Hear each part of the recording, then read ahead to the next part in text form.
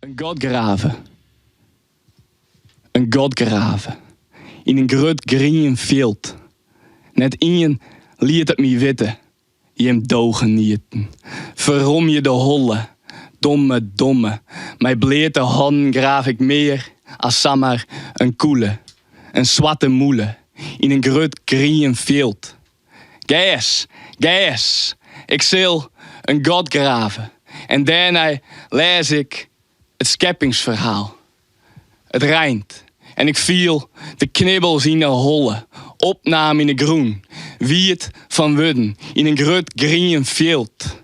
Een god graven. In een groot green veld. Meer als sammer een koele. Preo die zwarte moele. Een wierm kon boppen. Als een lietse tinnen tongen. Verrommet de holle. Toch mij de gekko aan te stekken.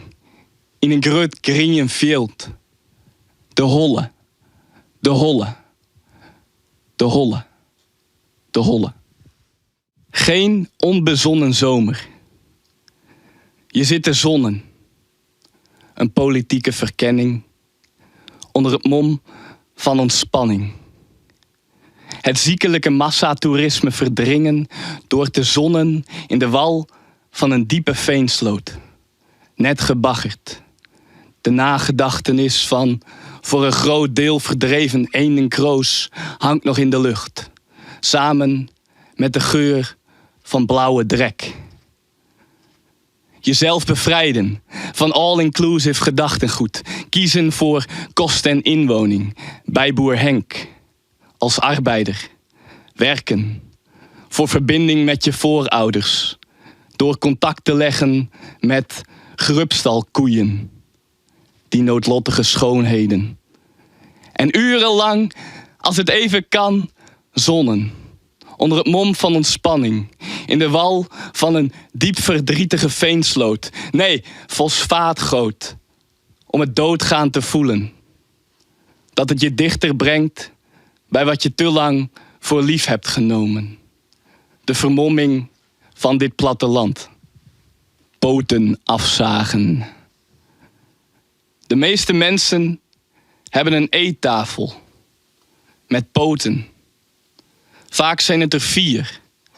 Die poten kun je dus gewoon afzagen, hoorde ik. Tot een kwart pootje, bijvoorbeeld. Door dat te doen zou je bewuster gaan zitten. Zo laag, wel overwogen, met de kont op de grond. Tafelen wordt meer een activiteit. Na hierop geattendeerd te worden, moest ik denken aan de geit van Rutmer Overdijk. Een klasgenoot van de middelbare, woonachtig in Hantemer Uitburen. Ik ben daar 1 keertje geweest, vanwege een feestje. Alle jongens van 2 Atheneum werden uitgenodigd. We keken een Batman-film, geloof ik. Maar die geit, die stond daar, vast in de voortuin van een wat vervallen woonboerderijtje. Vast aan een paal met een touw om zijn hals. De poten van die geit zou ik niet willen afzagen, maar die paal wel. Zou die geit nog leven?